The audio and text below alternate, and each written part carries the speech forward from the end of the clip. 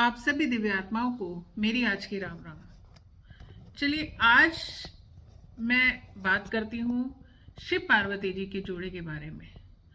शिव पार्वती का जोड़ा जो है वो एक आइडियल कपल का है। पति पत्नी का रिश्ता कैसा होना चाहिए वो हमें शिव पार्वती जी से सीखना चाहिए। दोनों अलग अलग पर्सनैलिटी के हैं। जहाँ शिव जी एक योगी हैं,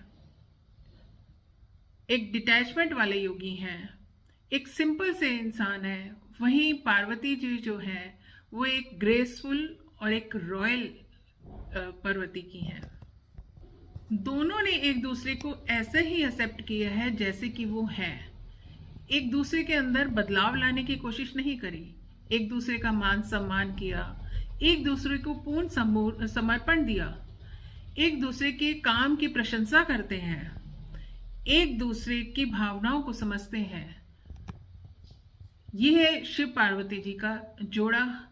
हमें यही सिखाता है कि हमें पति पत्नी के रिश्ते में एक दूसरे के मान सम्मान का ध्यान रखना चाहिए, एक दूसरे की भावनाओं को समझना चाहिए, एक दूसरे के को कंप्लीट समर्पण करना चाहिए और जो जैसा है उसको उसी की तरह एक्सेप्ट करना चाहिए। हर मनुष्य के अंदर अच्छा और बुरा दोनों ही होता है। थोड़े आप अच्छे हो जाओ, थोड़ा दूसरे की अच्छाई को देख लो, तो ये जोड़ा जो है हमेशा ही शिव पार्वती जैसे जोड़े की तरह अमर हो जाता है।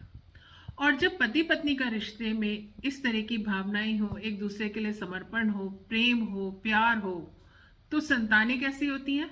संतानें होती हैं कार्तिक गणेश जैसी। गणेश जी बुद्धि और विवेक के प्रतीक हैं और वहाँ कार्तिकेय जी जो हैं वो एक बहादुरी के प्रतीक हैं। वो एक सशक्त सेनापति हैं, देवों के सेनापति। तो आपने देखा, क्योंकि हम होता क्या है कि हमारे जो संस्कार हमारे पति पत्नी के रिश्ते में हम एक दूसरे के साथ जब मान सम्मान करते हैं, वही संस्कार हम अपने बच्चों को देते हैं।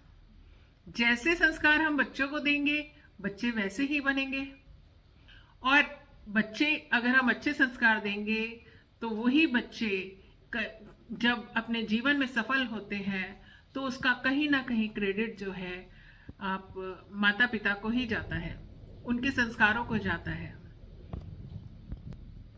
सो parenting is the balance of strength and intelligence with the moral values.